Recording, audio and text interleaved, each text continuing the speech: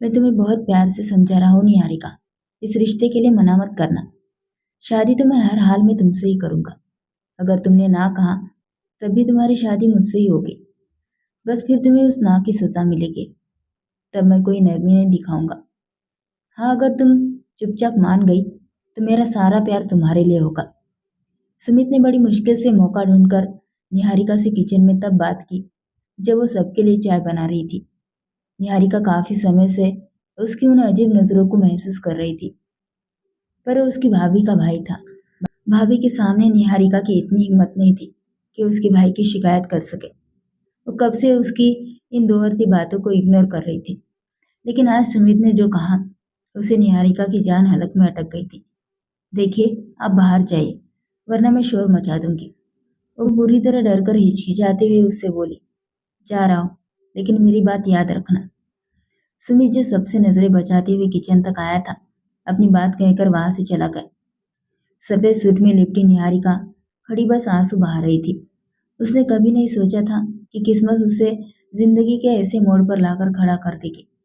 चाय उबल उबल कर पूरी तरह सूख चुकी थी और निहारिका सिसक सिसक कर रो रही थी। तभी उसकी भाभी आराध्या किचन में आई। आराध्या ने देखा कि निहारिका ख्यालों में खोई आंसू बहा रही है और गैस पर चाय जलकर खत्म हो चुकी है। अंधी हो गई हो क्या? ये क्या किया तुमने? सारी चाय जला दी। बाहर मेहमान बैठे हैं और तुम पता नहीं किस दुनिया में खोई हुई हो। आराध्या की डांट सुनकर निहारिका बुरी तरह सहम गई। भाभी, ओ मैं क्या? तुम्हारा भाई क्या हराम के पैसे कमाता है? एक तो तुम पहले से ही मनुष्य हो, अपना घर तो बसा नहीं पाई और वापस भाई के घर आ गई। ऊपर से यह है बेचारी बनने का नाटक ऐसे करते हो जैसे हम पता नहीं तुम पर कितनी जुल्म कर रहे हैं। आराध्या दबी आवाज में उसे सुना रही थी और बुरा भला कह रही थी, जल्दी से ये बर्तन धोकर दोबारा चाय बना। इस निकम्मी लड़की से एक काम ढंग से नहीं होता। इसकी शादी करके तो मैंने चैन की सांस ली थी कि चलो जान छूटी, लेकिन मेरी किस्मत में ही सुकून नहीं है। कल मुही गई की फिर से मेरे सिर पर आकर बैठ गई। इतना सुनाकर आराध्या किचन से बाहर निकल गई। उन दिनों आराध्या के छोटे देवर की शादी की तैयारियां बड़ी धूमधाम से चल रही थी। शादी के एक हफ्ता पहले ही सुमित इत्तेफाक से फौरन से इंडिया आया था। जब उसे पता चला कि उसकी बहन के देवर की शादी है तो फंक्शन अटेंड करने के लिए यहाँ चला आया। दिसंबर की कड़ाके की ठंड थी और सुमित के पेरेंट्स अक्सर बीमार रहते थे, इसलिए वो शादी में आने की हालत में नहीं थे। सुमित जब आराध्या के घर पहुंचा तो आराध्या एकदम हैरान रह गई, क्योंकि सुमित ने अपने आने की खबर अपनी बहन को नहीं दी थी और पेरेंट्स को भी मना कर दिया था कि आराध्या को कुछ ना बताए। वो उसे सरप्राइज देना चाहता था। आराध्या की तो आंखें भर आई जब उसने अपने भाई को देखा। वो पूरे 6 साल बाद अपने भाई को देख रही थी। यहाँ तक कि आराध्या की शादी पर भी वो नहीं आ पाया था, पहले पढ़ाई पूरी करने के चक्कर में और उसके बाद अच्छी जॉब लग जाने की वजह से। सुमित को उसका जीजा अनिकेत भी गले लग कर मिला और बोला, व्हाट अ सरप्राइज सुमित, अगर तुम बता देते तो हम तुम्हें एयरपोर्ट से रिसीव करने आ जाते। वो कहने लगा, नहीं कोई बात नहीं, मैं तो बस आप लोगों को सरप्राइज देना चाहता था, लेकिन मैं काफ़ी थक गया हूँ क्योंकि फौरन से कल ही आया हूँ और आज मुझे शादी पर आना पड़ा। मैंने सोचा चलो मैं भी आपके शहर की रौनक और शोर शराबा देख लूंगा। अनिकेत कहने लगा, हाँ क्यों नहीं। फिर आराध्या से कहा कि गेस्ट रूम में अपने भाई को रुकवा दो। फिर सुमित से कहा, तुम्हें किसी भी चीज़ की ज़रूरत हो तो बिना किसी झिझक के कह देना।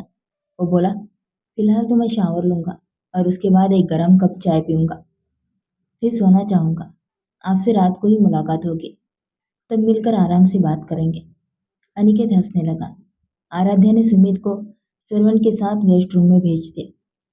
कमरा काफी बड़ा था। सुमित ने शावर लिया और बाहर आया।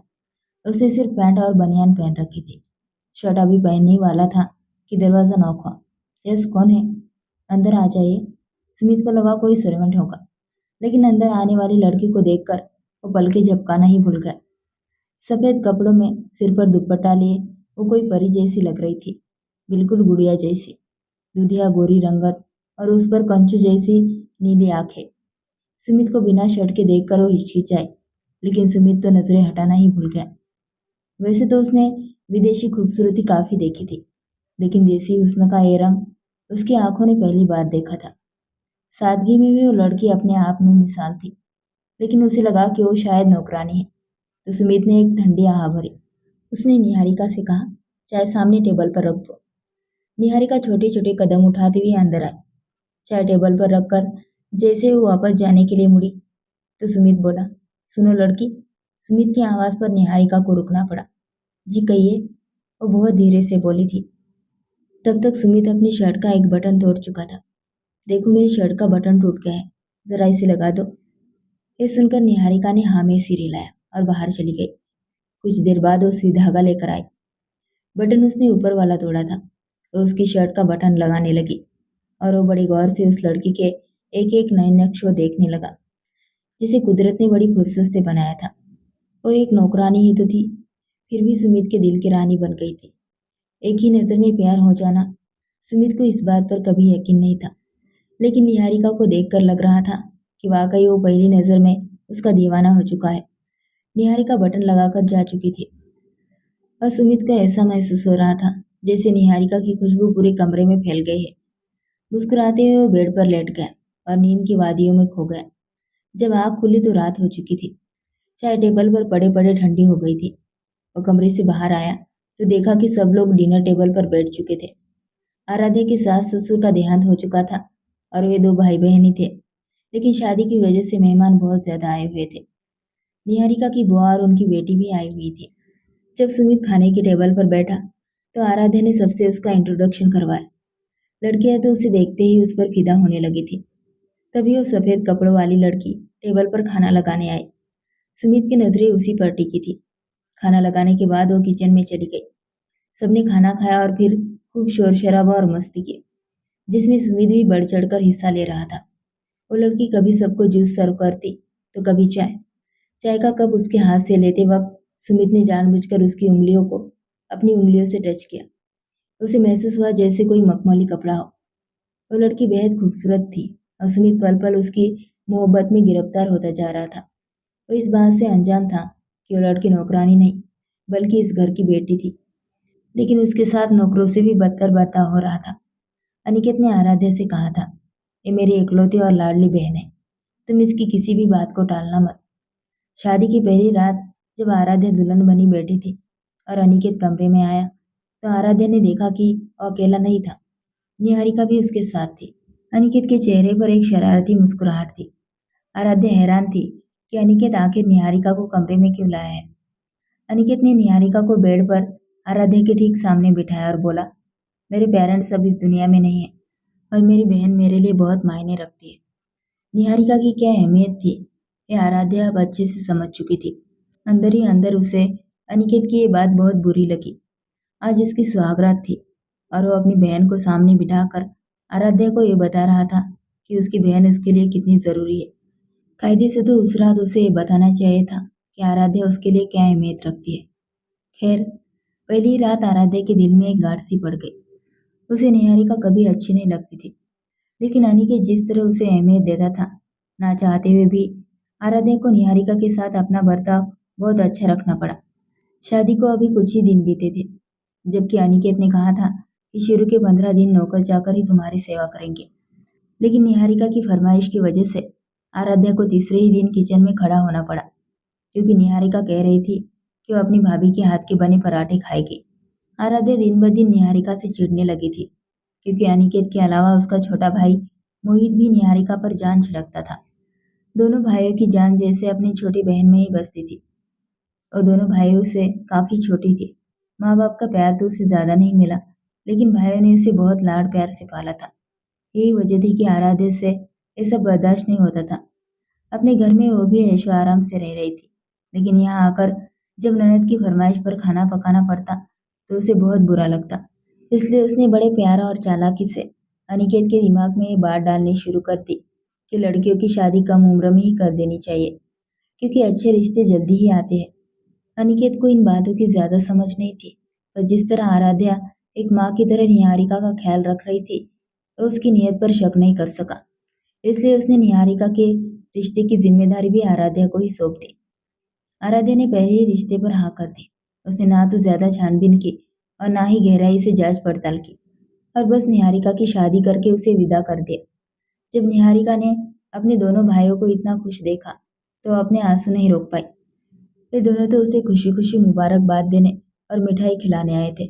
मगर निहारिका को रोता देख दोनों भाई ने उसे सीने से लगा लिया और बोले, क्या हुआ निहारिका? तुम तो हमारी जान हो, रो क्यों रही हो? निहारिका रोते हुए कहने लगी, भाई मुझे अभी और पढ़ना था। अभी मेरी उम्र ही क्या थी? आपने पड़ोस वाली लड़की को नहीं देखा? वो 25 साल की हो चुकी है, पर अभी तक पढ़ाई कर रही है।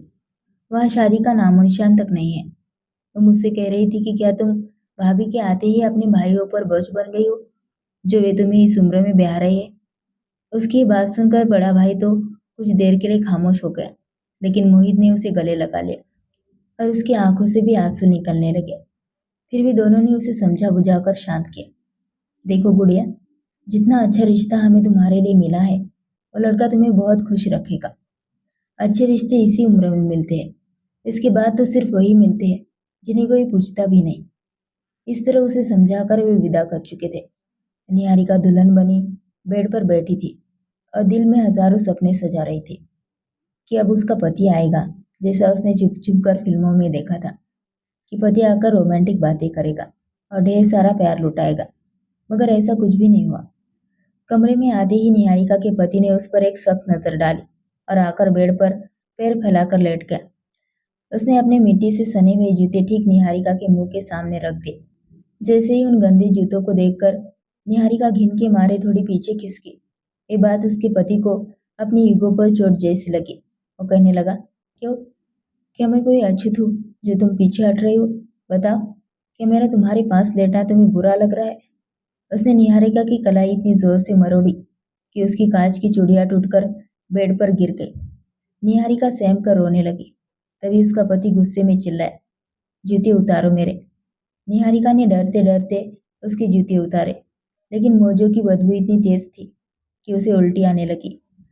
पर वो बस सहमी हुई चुपचाप जूते उतार कर एक तरफ हो गई। वो अभी दुल्हन बनी बैठी ही थी कि वो बोला, जाओ मेरे लिए एक कड़क चाय बना कर लाओ और चीनी कम डालना, मुझे ज्यादा मीठा पसंद नहीं है। उसकी पहली रात कुछ इस तरह गुजरी कि उसके बाद वो कभी सुकून से सो नहीं पाई। उसकी रातें अब रोते हुए कटने लगी थी। शादी को ज्यादा वक्त नहीं बीता था कि निहारिका पर एक ऐसा इल्जाम लगा जिसने उसकी जिंदगी बदल दी। बाद में ये राज खुला कि निहारिका को प्रेगनेंसी लॉस प्रॉब्लम है। शुरुआती 3 महीनों के बाद ही उसका बच्चा गिर गया और इसी वजह से उसके पति ने उसे तलाक दे दिया। ये बीमारी निहारिका के लिए एक बहुत बड़ी मुसीबत बन गई। सब उसे मनहूस कहने लगे कि वो अपने ही बच्चे को खा गई। 6 महीने के अंदर उसका तलाक हो गया और वो वापस अपने भाइयों के घर आ गई। लेकिन इस बार भाइयों का रवैया बिल्कुल बदला हुआ था। इत्तेफाक से उन दिनों आराध्या प्रेग्नेंट थी। आराध्या तो निहारिका के साय से भी दूर रहती थी कि कहीं उसके बच्चे को कोई नुकसान ना पहुंच जाए। अनिकेत भी इन दिनों आराध्या का बहुत ख्याल रखता था और अपनी बहन को अपनी पत्नी के पास भटकने भी नहीं देता था। वो निहारिका के हाथ की बनी कोई चीज आराध्या को खाने नहीं देता था। जो बहन इतने लाड़ प्यार से पली थी, वो रोती रह जाती। लेकिन दोनों भाई अब उसे देखना भी पसंद नहीं करते थे। धीरे धीरे वक्त गुजरा और आराध्या के यहाँ बेटा हो।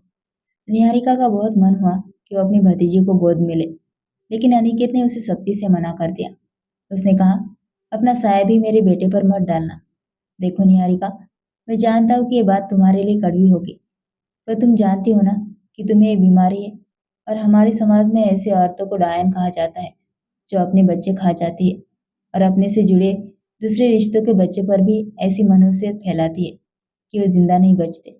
अगर तुम्हें सच में अपने भाई और उसकी औलाद से प्यार है, तो आज के बाद मेरे बच्चे को छूने की कोशिश भी मत करना। निहारिका ही जानती थी कि उसने इन शब्दों को अपने दिल पर किस तरह बर्दाश्त किया है। वे भाई, जो कभी उसकी आंख से निकलने वाले एक आंसू पर तड़प जाते थे, अब उससे इस तरह बात कर रहे थे कि वो घुट घुट कर बस कमरे में बैठकर रोती रहती थी। और ये सब देखकर आराध्या के कलेजे में कितनी ठंडक पड़ती थी, ये सिर्फ वही जानती थी। घर का सारा कंट्रोल अब आराध्या के हाथ में आ चुका था, इसलिए निहारिका एक नौकरानी बनकर रह गई थी। यहाँ तक कि छोटे भाई की शादी पर भी वो एक नौकरानी की तरह घर के काम कर रही थी। सुमित की तीखी नजरों को खुद पर महसूस करके वो उससे कतराने लगी थी। शादी के फंक्शन पर सबको नए कपड़े दिलाए गए थे, यहाँ तक कि नौकरों को भी। लेकिन निहारिका के पास पहनने के लिए एक नया जोड़ा तक नहीं था। वो उन्हीं पुराने कपड़ों में थी। उसे ना तो बारात में जाना था और ना ही मेहंदी का फंक्शन अटेंड करना था, ताकि कहीं उसका साया उसकी नई भाभी पर ना पड़ जाए। लोगों से खुद को इतना मनहूस सुन चुकी थी कि अब निहारिका को भी लगने लगा था कि वो वाकई मनुष्य है, इसलिए वो चुपचाप खुद को घर के कामों में उलझाए रखती थी। उसे टेबल पर बैठकर खाना खाने तक की इजाजत नहीं थी। वे भाई जो कल तक उसके नाज नखरे उठाते थे, आज उसे अचूक समझते थे और उनके दिमाग में ये सारी बातें डालने वाली आराध्या ही थी। निहारिका ने अपनी जुबान पर एक खामोशी सजाई थी। वो जानती थी कि उसकी पूरी जिंदगी अब ऐसे ही गुजरेगी, लेकिन सुमित ने आकर तो जैसे उसकी जिंदगी में हलचल मचा दी थी। वजह शायद ये भी थी कि आज से पहले किसी मर्द ने निहारिका को इस नजर से नहीं देखा था।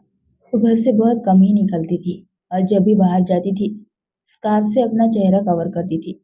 सुमित का यूं बार बार दीवानगी भरी नजरों से उसे देखना निहारिका के अंदर एक अजीब सा तूफान मचा चुका था। वो जितना उस शख्स से बचने की कोशिश कर रही थी, वो उतना ही उसके करीब आता जा रहा था।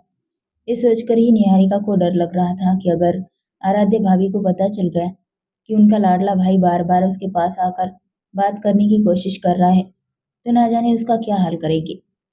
वो तो मनुष्य थी, अगर उसके भाई पर कोई मुसीबत आ भी जाती तो उसका गुनहगार यकीनन निहारिका को ही ठहराया जाना था।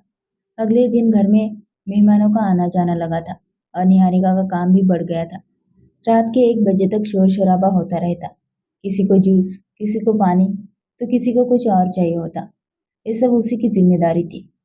आज सुबह से उसे बुखार था और खांसी भी बहुत आ रही थी, लेकिन उसकी परवाह किसे थी, इसलिए वो अपने कामों में उलझी हुई थी। नाश्ते के बाद आराध्या ने उसे दोपहर के खाने का एक बड़ा सा मेनू बताया और कहा, देखो, खाना तुम तैयार करना। मेहमानों को किसी भी किस्म की शिकायत का मौका नहीं मिलना चाहिए। बाकी नौकर जाकर सफाई का काम करेंगे।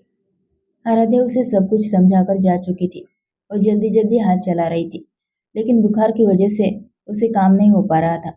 तभी उसे महसूस हुआ कि कोई उसके पीछे खड़ा है। उसने पीछे पलट कर देखा तो हैरान रह गई। सुमित बिल्कुल उसके पीछे खड़ा था। वो बुरी तरह नर्वस हो गई। उसने माथे पर बल डालते हुए पूछा, आप यहाँ क्यों आए हैं? सुमित बोला, बस यूं ही यहाँ से गुजर रहा था तो आपके खांसने की आवाज़ आई, इसलिए अंदर आ गया। आपके चेहरे को देखकर लग रहा है जैसे आपकी तबीयत ठीक नहीं है। पता नहीं क्यों उसे उस लड़की पर बहुत तरस आ रहा था, जो दिन रात एक पैर पर खड़ी सबकी सेवा कर रही थी। नहीं, ऐसा कुछ नहीं है, निहारिका ने कहा, लेकिन फिर भी सुमित ने हिम्मत की और अपने हाथ का पिछला हिस्सा उसके माथे पर रखा। निहारिका हड़बड़ाकर पीछे हट गई। ये आप क्या कर रहे हैं? एक पल में सुमित समझ गया था कि उसे तेज बुखार है। आपको तो बहुत तेज बुखार है, निहारिका बोली। उतर जाएगा, कोई नई बात नहीं है। सुमित कहने लगा, मेरे लिए तो ये नई बात है। हमारे यहाँ नौकरों के साथ भी नरम बर्ताव किया जाता है। चलिए, मैं आपको डॉक्टर के पास ले जाता हूँ। लेकिन निहारिका कई कदम पीछे हट गई। जी नहीं, बहुत बहुत शुक्रिया आपका। अपने एहसान आप अपने नौकरों पर ही रखिएगा। मैं आपकी नौकरानी नहीं हूँ।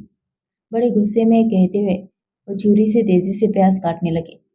सुमित ने भरे हुए टेबल को देखा, जिस पर ढेर सारी चीजें पड़ी थी और वे सब निहारिका को ही बनानी थी। उसने पूछा, इतना सारा खाना आप अकेले बना रहे? आपके साथ कोई हेल्प करने वाला भी नहीं है? निहारिका ने कहा, देखिए, आप यहाँ से जाइए और मुझे मेरा काम करने दीजिए। सुमित बोला, मेरे ख्याल से आपने आराध्या को नहीं बताया कि आपकी तबीयत खराब है, वरना यकीनन मेरी बहन आपका बहुत ख्याल रखती। हो सकता है वो आपको 2 दिन की छुट्टी दे देती। आप अपने घर जाकर आराम कर लीजिए। आपको इस वक्त आराम की ज़रूरत है। इतने सारे नौकर हैं, वे खाना बना देंगे, और नहीं भी बना तो बाजार से आ जाएगा। पता नहीं क्यों उसे इस नाजुक सी लड़की पर बहुत दया आ रही थी।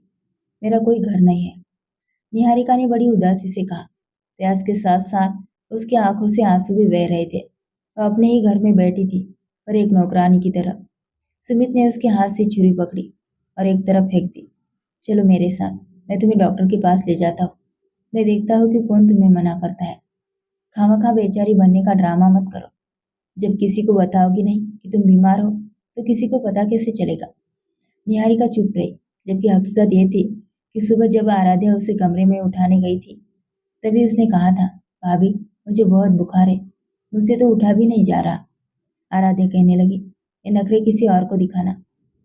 पता है ना घर में शादी है और कितने काम बिखरे पड़े हैं। जल्दी से उठो और सब काम खत्म करो। बुखार की गोली पड़ी है, खा लेना। लेकिन इस बार तो वो गोली भी बेअसर साबित हुई। अपनी कलाई सुमित के हाथ में देकर निहारिका पूरी तरह घबरा गई। आप मेरा हाथ छोड़िए। आप होते को नहीं मुझे जबरदस्ती ले जाने वाले, सुमित बोला। मैं एक इंसान हूँ और अपने अंदर इंसानियत भी रखता हूँ और इसी रिश्ते के नाते आपको लेकर जा रहा हूँ। जैसे वो निहारिका को किचन से बाहर लेकर आए, लाउंज में पैर पर पैर रखे आराध्या टीवी देख रही थी। जब उसने सुमित के हाथ में निहारिका की कलाई देखी, तो वो एकदम हैरान रह गई। सुमित, ये तुम क्या कर रहे हो? तुमने निहारिका का हाथ क्यों पकड़ रखा है?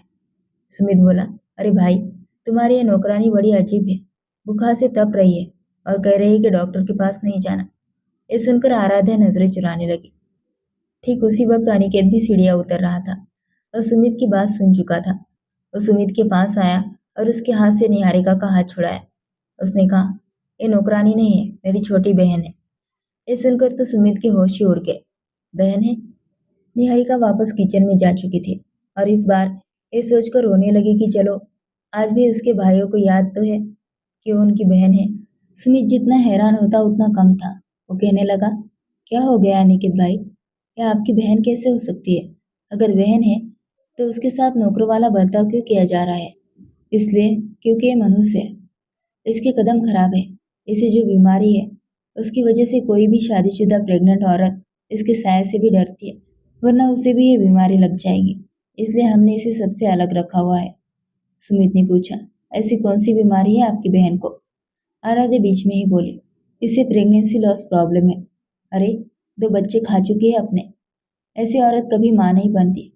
बड़े अच्छे और बड़े घर में इसकी शादी हुई थी, लेकिन जब इसके पति को इस बात का पता चला तो उसने इसे तलाक दे दिया।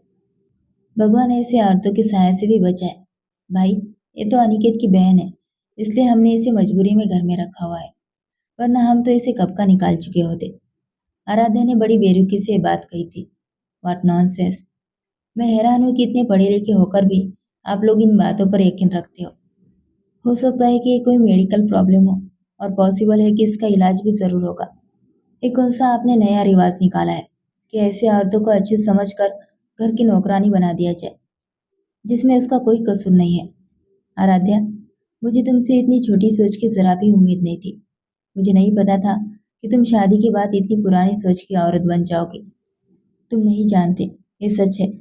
हमारी दादियाँ नानियाँ शुरू से हमें यही बताती आई है कि ऐसे औरतों के साया से भी दूर रहना चाहिए। जिस पर उसका साया पड़ जाए, उसका बच्चा भी गिर जाता है। अरे भाई, मैंने 9 महीने कैसे गुजारे हैं, ये मैं ही जानती हूँ। मैं कमरे में कैदी होकर रह गई थी, तब जाकर भगवान ने मुझे इतना प्यारा बच्चा दिया है। ये कहते हुए उसने अपने बेटे को गोद में उठाकर चूमना शुरू कर दिया। मैंने तो आज तक इसे अपने बेटे को हाथ तक नहीं लगाने दिया। जैसे जैसे सुमित निहारिका के बारे में जान रहा था, उसे अपनी बहन और जीजा पर अफसोस हो रहा था। वो बोला, अगर आपको लगता है कि ये अछूत है और इसके कदम खराब है, तो ठीक है, फिर मैं इससे शादी कर लेता हूँ। मैं भी तो देखूं कि इसे शादी करने के बाद मेरी जिंदगी में ऐसी कौन सी अनहोनी हो जाती है, ऐसा कौन सा नुकसान हो जाता है मेरा। इस सुनते ही आराध्या चिल्लाकर बोली, खबरदार जो तुमने ऐसा सोचा भी तो। अरे भाई, तुम मेरे इकलौते भाई हो। मैं चाहूंगी कि तुम्हारी नस्ल आगे बढ़े। खबरदार जो तुमने निहारिका के लिए ऐसी कोई बात दोबारा कही। सुमित कहने लगा, मैं आप सबके सामने ये बात साबित करना चाहता हूँ कि अगर इसे कोई बीमारी है तो इसका इलाज भी है, और वो मैं करवाऊंगा।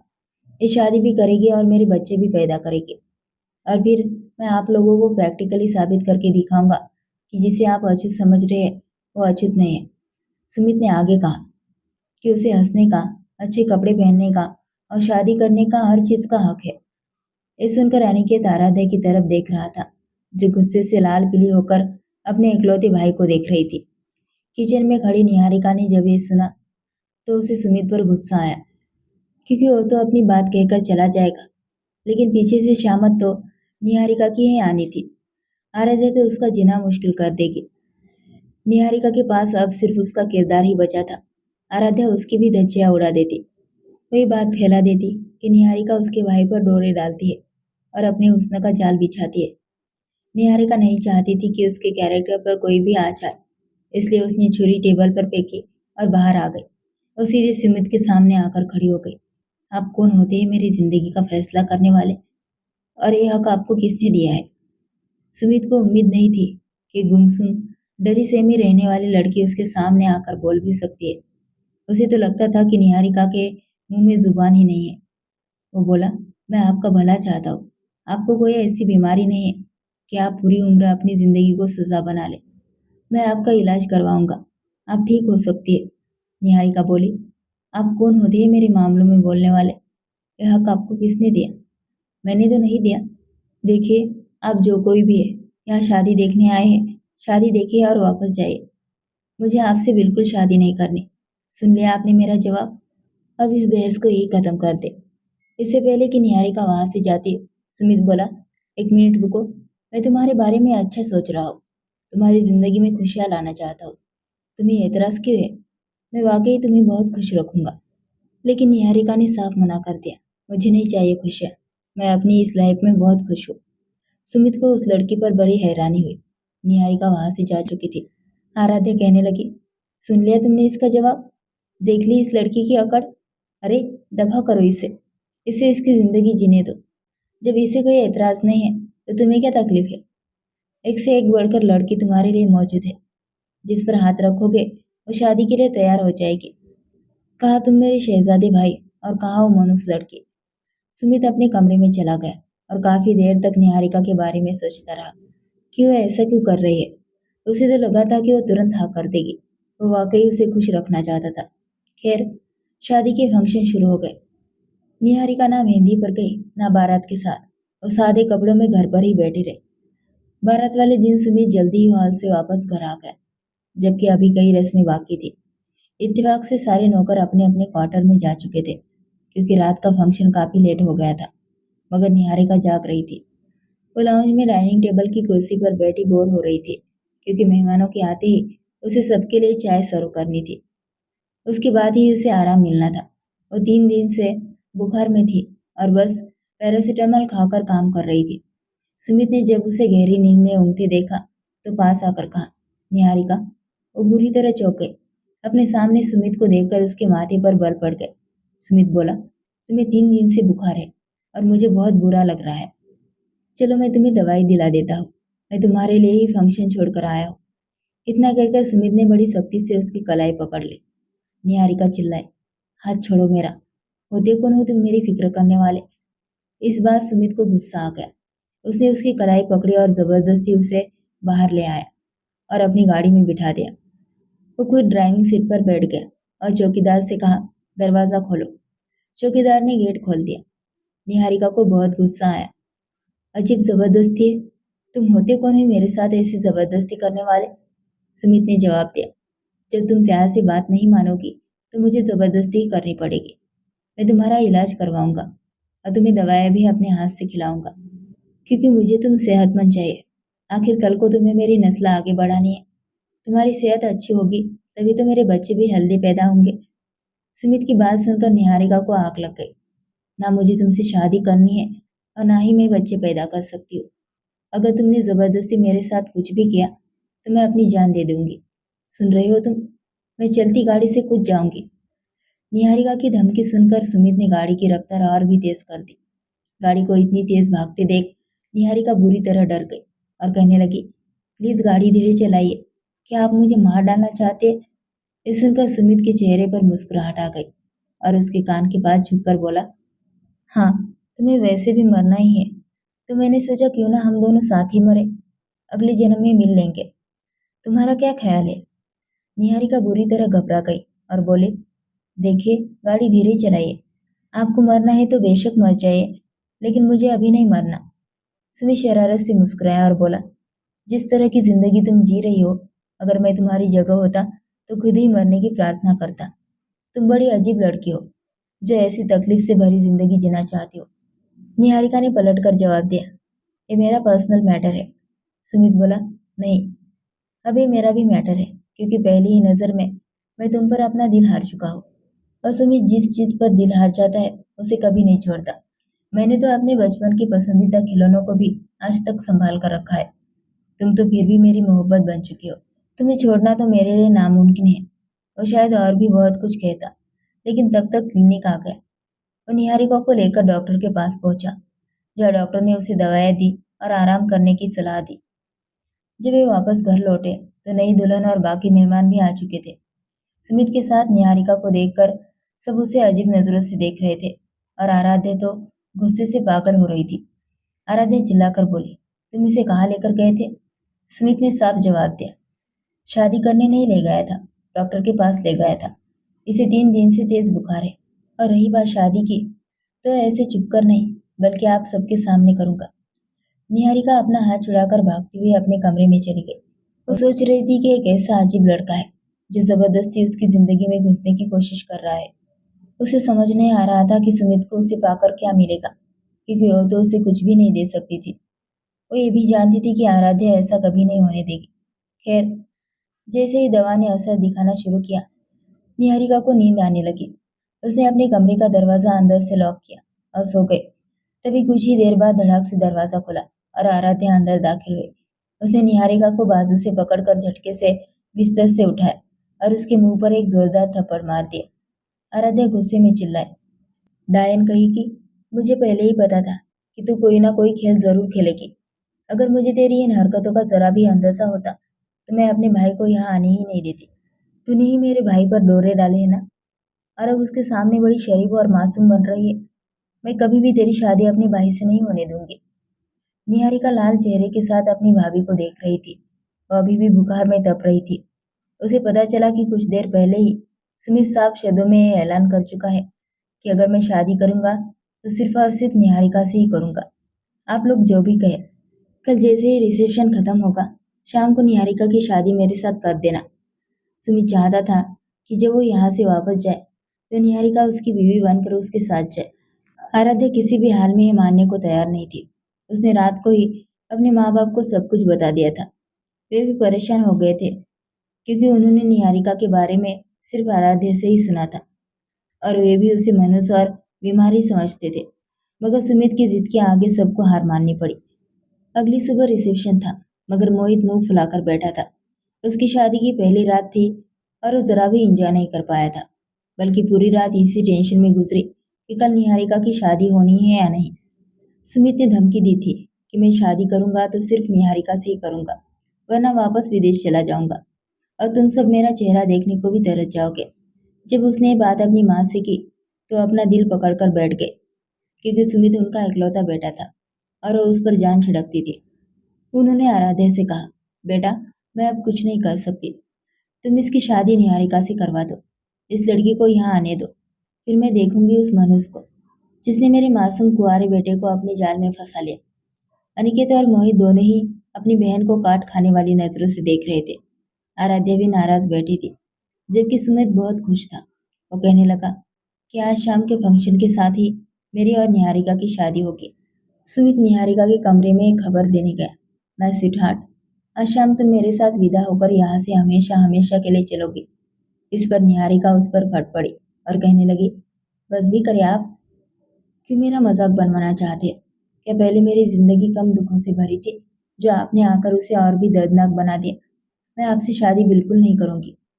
सुमित सीने पर हाथ बांधे उसे देख रहा था। कहने लगा, चलो ठीक है, अगर तुम यही चाहती हो कि यहाँ रहकर अपने सगे भाइयों का गैर जिम्मेदाराना रवैया देखती रहो और खुद को अछूत मनुष्य और ना जाने कैसे कैसे घटिया नामों से नवाजती रहो, तो ठीक है, कह देना, लेकिन होना तो तुम्हें मेरा ही है, चाहे जैसे भी हो। निहारिका बिल्कुल बेबस हो चुकी थी। अभी पिछली शादी के जख्म नहीं भरे थे कि सुमित का जुनून उसे पागल कर रहा था। वह गहरी सांस लेकर रह गई।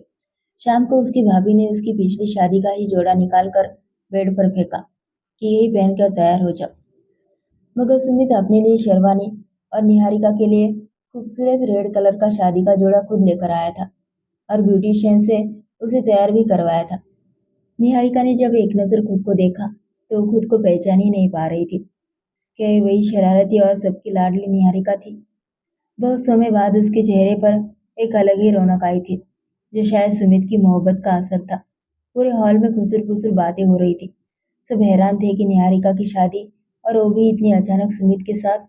कई औरतें तो कह रही थी, आराध्या पागल हो गई है क्या, जो अपने इकलौते भाई की शादी इस बीमार लड़की से करवा रही है। लेकिन सुमित को इन बातों से कोई फर्क नहीं पड़ रहा था। पंडित जी आ चुके थे। सारे विधि विधान से शादी संपन्न हुई। जब निहारिका अपने भाइयों से मिलने आई तो उसका दिल था कि एक आखिरी बार अपने भाइयों के गले लगकर सारे गिले शिकवे मिटा दे और जिंदगी की नई शुरुआत करे। मगर दोनों भाइयों ने मेहमानों के सामने थोड़ी बहुत लाज रखने के लिए बस उसके सिर पर हाथ रखकर उसे आशीर्वाद दिया। आराध्या ने तो उसे देखकर अपना मुंह ही फेर लिया। हालांकि वो अपने भाई के गले लगकर फूट फूट कर रोई और कहती रही, पता नहीं अब आगे क्या होगा। तुमने अपने पैर पर खुद कुल्हाड़ी मारी है। सुमित बहुत खुश था।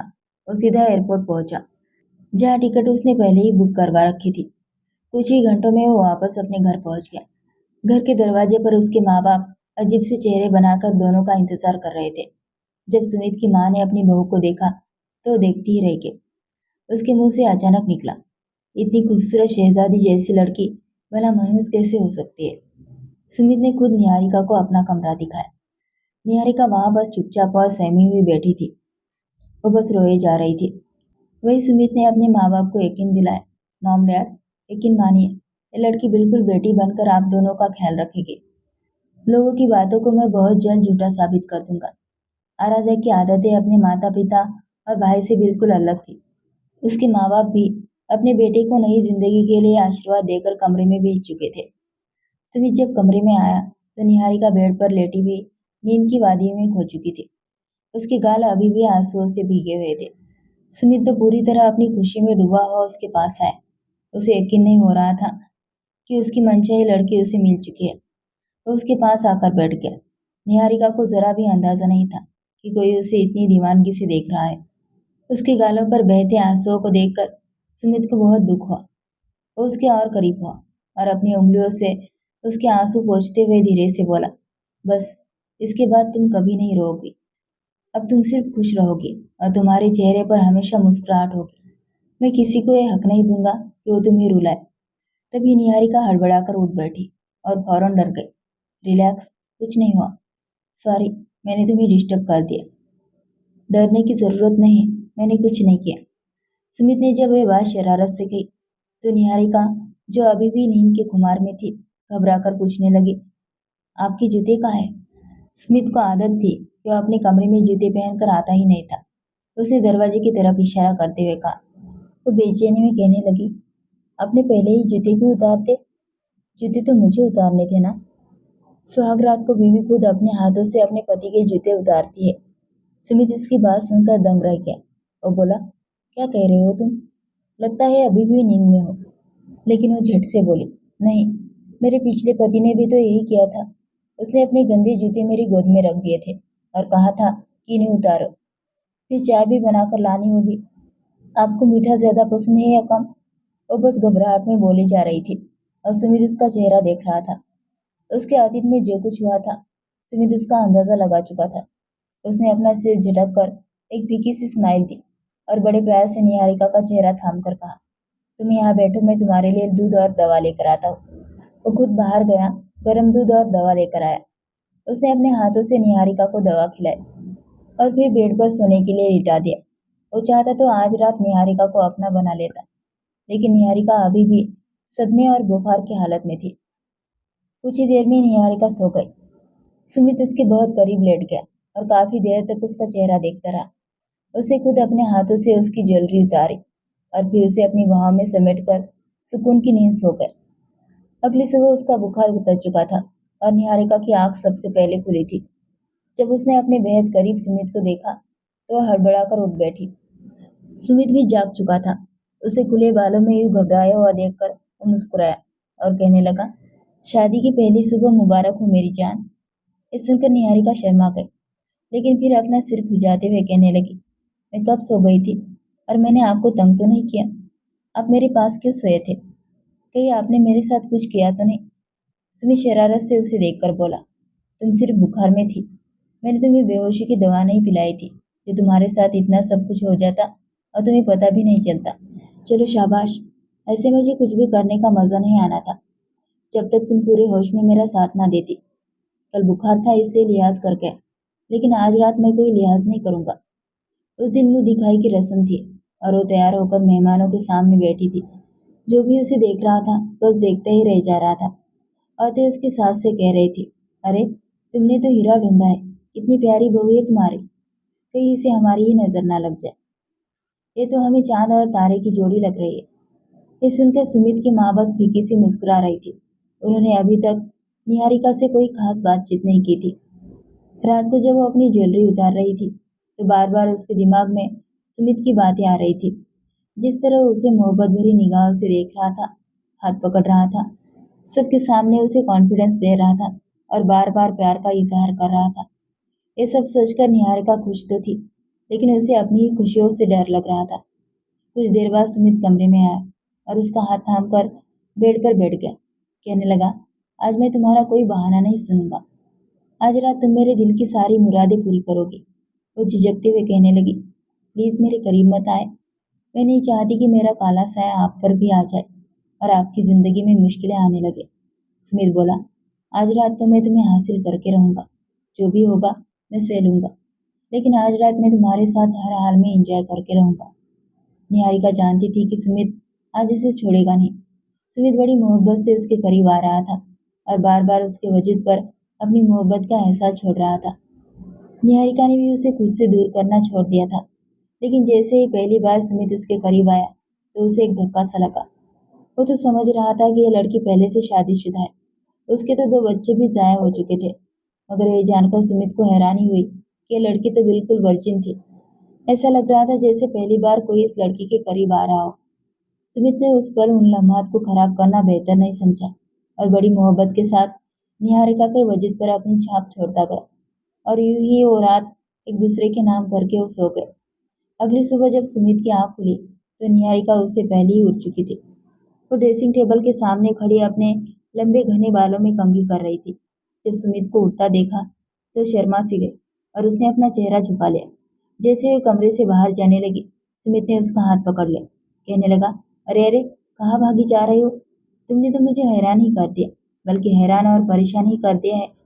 वो डरते डरते मासूमियत से कहने लगी, ये क्यों? मैंने क्या कर दिया? मैंने तो कुछ भी नहीं किया।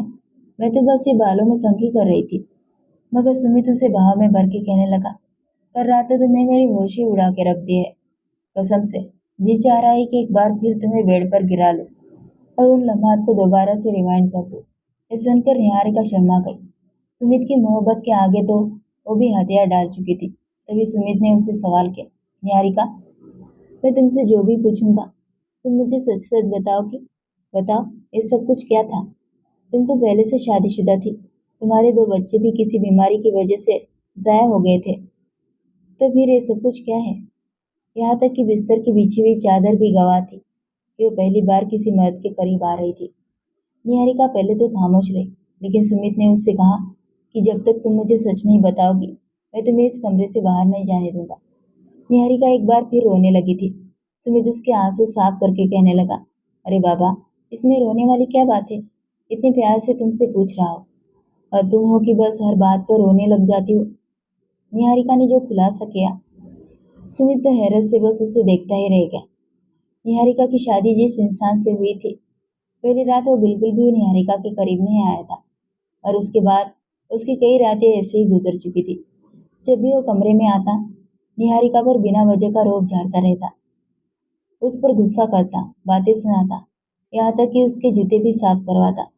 उसे नीच और कमतर साबित करने में उसने कोई कसर नहीं छोड़ी थी। घर के सारे काम की जिम्मेदारी भी उसने उसी लड़के को दे दी थी। वो जानबूझकर निहारिका से ऐसे काम करवाता था जो करना उसके बस में नहीं होता था। वो जिस लाड़ प्यार से पली थी, उसके बदले उसे अपने पति के हाथों लगातार जलील होना पड़ रहा था। एक दिन उसने अपने पति को किसी लड़के से फोन पर बात करते हुए सुना, जो उसके पिछले पति की गर्लफ्रेंड थी। वो उस पर अपनी जान छिड़कता था, मगर क्योंकि वो लड़की बिरादरी से बाहर की थी, इसलिए उसके घर वाले शादी के लिए नहीं माने थे और उन्होंने उसकी शादी निहारिका से करवा दी थी। वो अब भी उसे ही पसंद करता था और किसी भी हाल में उसे अपनी जिंदगी में लाना चाहता था। यही वजह थी कि उसने निहारिका को छुआ तक नहीं था। जब शादी को 3 महीने गुजर गए और घर वाले बार बार ये पूछने लगे कि अभी तक कोई खुशखबरी क्यों नहीं आई, अरे कब तुम हमें पोता पोती की खुशखबरी सुनाओगे, तब निहारिका के पति ने उसे डरा धमका कर कहा था कि तुम सबके सामने ये नाटक करोगी कि तुम माँ बनने वाली हो। निहारिका पहले ही अपने पति से बहुत डरी हुई थी, तो उसने वैसा ही किया। लेकिन जैसे ही 5-6 महीने बीते तो उसने खुद ही एक खबर फैला दी कि प्रेगनेंसी लॉस हो गया। उसने कहा कि ये लड़की तो है ही बेवकूफ़, इसे तो बच्चा संभालना ही नहीं आता। इसके बाद दोबारा उसने यही ड्रामा किया। निहारिका अपने पति की सच्चाई जानती थी, लेकिन किसी को कुछ बता भी नहीं सकती थी। उसे 2 बार जानबूझकर ये इल्ज़ाम लगाया कि निहारिका ने खुद अपना बच्चा ज़ाया कर दिया है। उसने कहा कि इसे तो मिसकैरेज की बीमारी है, मैं इस औरत के साथ नहीं रह सकता, ये तो मनुष्य है। इस तरह उसने निहारिका को तलाक दे दिया। फिर अपने माँ-बाप को जैसे-तैसे मजबूर करके अपनी पसंद की लड़के से शादी भी कर ली थी। वो अपनी ज़िंदगी में खुश था, मगर उसकी वजह से निहारिका की ज़िंदगी बर्बाद हो चुकी थी। वो जो निहारिका को मरीज़ बता रहा था, असल में खुद अपनी मनपसंद लड़की के साथ नई ज़िंदगी शुरू करना चाहता था। ये निहारिका के ही आंसू थे और शायद उसके कर्मों का फल था कि वो लड़की 3 बार प्रेग्नेंट हुई, लेकिन हर बार 3 महीने बाद ही उसका मिसकैरेज हो गया। अब डॉक्टर ने साफ कह दिया था, हमें इसका इलाज करना पड़ेगा। निहारिका रोते हुए ये सारी सच्चाई सुमित को बता रही थी और सुमित ये सब जानने के बाद उसे अपने सीने से लगा चुका था। वो कहने लगा, मैं तो उस आदमी का मुंह ही नोच डालूं, जिसने मेरी निहारिका की जिंदगी इतनी दर्दनाक बना दी। उसके झूठ और धोखे की वजह से तुम्हारे साथ ये सब कुछ हुआ। कसम से, मेरा बस चले तो मैं उसका बुरा हाल कर दूं। तुम चुप हो जाओ प्लीज, मैं तुम्हारी आंखों में आंसू नहीं देख सकता। मुझे तो पहले ही पता था कि तुम कोई अछूत या मनुष्य नहीं हो। तुम तो मासूम हो, मेरे दिल की धड़कन और मेरे दिल की रानी हो। वो उसे बच्चों की तरह बहला रहा था और अब निहारिका चुप हो चुकी थी। धीरे धीरे सुमित की मोहब्बत से निहारिका का खोया हुआ भरोसा वापस लौट आया। सुमित ने अपनी माँ को भी सारी सच्चाई बता दी थी, जिसके बाद उनका बर्ताव निहारिका के साथ काफी अच्छा हो गया। कुछ ही दिनों में उसने घर की जिम्मेदारियां भी संभाल ली। सुमित अक्सर उसे बाहर घुमाने ले जाता। कुछ ही महीनों में निहारिका फिर से वही हंसती मुस्कुराती लड़की बन गई, लेकिन उसके दिल में एक कसक सी रह गई थी कि काश उसके भाइयों ने उसके साथ ऐसा ना किया होता। शादी के 4 महीने बाद ही निहारिका प्रेग्नेंट हो गई। जब ये खबर आराध्या को मिली तो जैसे उसके दिल की धड़कन ही रुक गई। उसकी माँ खुशी खुशी बता रही थी कि उसका भाई बाप बनने वाला है। आराध्या ने जब ये खबर अनिकेत और मोहित को सुनाई तो वे भी हैरान रह गए और कहने लगे, ये कैसे मुमकिन है? तुम तो कह रही थी कि ऐसा कभी नहीं हो सकता। आराध्या बोली, हाँ, मेरी मम्मी तो बस फालतू में खुश हो रही है और हमें भी पागल कर रही है। मम्मी देखिएगा, 4-5 महीने बाद कैसे आपकी खुशियों पर पानी फेरता है। ये सुनकर उसकी माँ को गुस्सा आ गया और वो बोली, शर्म आनी चाहिए तुम्हें, कैसी बहन हो तुम? भाई और उसकी होने वाली औलाद के लिए प्रार्थना करने के बजाय तुम ऐसी बातें कर रही हो। मैंने तुम्हें कॉल करके गलती कर दी। ये सुनकर निहारिका के दिल में भी डर बैठ गया था, मगर सुमित ने उसका इतना ख्याल रखा कि सारी बुरी बातें उसके दिमाग से निकल गई। कुछ महीने बाद उसने एक खूबसूरत बेटे को जन्म दिया। जब सुमित ने अनिकेत को कॉल करके बताया कि वो मामा बन गया है, तो अनिकेत हैरान रह गया। दोनों भाई तुरंत मिठाई और तोहफों के साथ अपनी बहन के घर पहुंचे। वहाँ निहारिका अपने बेटे के साथ थी। दोनों भाई बहुत शर्मिंदा थे और आराध्या भी सिर झुकाए खड़ी थी। मेहमानों के जाने के बाद दोनों भाई अपनी बहन के पास बैठे और माफी मांगते हुए बोले, काश हमने तुम्हें मनुष्य ना कहा होता, बल्कि खुद तुम्हारा इलाज करवाते, तो शायद तुम्हें आज इतना बुरा ना लगता। हम तो बस पुरानी सोच में पड़कर अपनी बहन से दूर हो गए, वरना तुम तो हमारी शहजादी थी। उन्हें समझ नहीं आ रहा था कि वे कैसे अपनी गलती सुधारे। तभी सुमित बोला, इसे कोई बीमारी नहीं थी, ये आप लोगों की गलती थी कि इतनी कम उम्र में इसकी शादी एक ऐसे शख्स से करवा दी जो उम्र में इससे बहुत बड़ा था। वो इसे डरा कर रखता था और झूठ बोलकर इल्जाम लगाता था, जिससे निहारिका खुद को कमजोर समझने लगी थी। लेकिन अब मेरे साथ सही हाथों में है। जो रौनक इसके चेहरे पर पहले थी, वो मैं वापस ले आया हूँ। हकीकत जानकर वे दोनों बहुत शर्मिंदा हुए। अनिकेत का बर्ताव भी आराध्या की तरफ थोड़ा बदल गया, जिससे आराध्या को अब अपना घर बचाने की फिक्र होने लगी। खैर, एक हफ्ता तीनों भाई बहन साथ रहे और फिर सब चले गए। निहारिका अपने बेटे को गोद में ले सबको अलविदा कहकर जैसे ही पलटी, सुमित पीछे ही खड़ा था। वो 9 महीनों से उसे देख रहा था। उसने फौरन बच्चे को उठाकर अपनी माँ की गोद में दिया और बोला, अब और कितना इंतजार करवाओगी? अब तो डॉक्टर ने भी कह दिया है कि तुम अपने पति के पास जा सकती हो। चलो, अब मैं तुम्हें मरीज बनकर नहीं रहने दूंगा। तैयार हो जाओ, आज हम बाहर डिनर करेंगे, आइसक्रीम खाएंगे और वापसी पर मुझे स्पेशल ट्रीटमेंट चाहिए। मुझे 9 महीनों का प्यार जो निकालना है तुम पर। निहारिका उसकी बात सुनकर शर्मा गई और उसके सीने पर एक मुक्का मारकर हंसने लगे। आप भी ना, आपको बिल्कुल शर्म नहीं आती? सुमित ने उसे अपनी बाहों में भर लिया और उसके माथे को चूमते हुए बोला, यार, तुम्हारी ये शर्माते हुए हंसी, मैं तो इस पर जान छिड़कता हूँ। कह कहकर उसने सुकून भरी सांस ली। निहारिका भी उसे पाकर खुद को दुनिया की सबसे खुशनसीब औरत समझने लगी थी। दोस्तों, उम्मीद है कि ये प्यारी सी लव स्टोरी आपके चेहरे पर एक मुस्कुराहट लेकर आई होगी। अगर आपको ये वीडियो पसंद आए तो इसे अपने दोस्तों के साथ शेयर जरूर करें। नई कहानियों के सफर से जुड़े रहने के लिए चैनल को सब्सक्राइब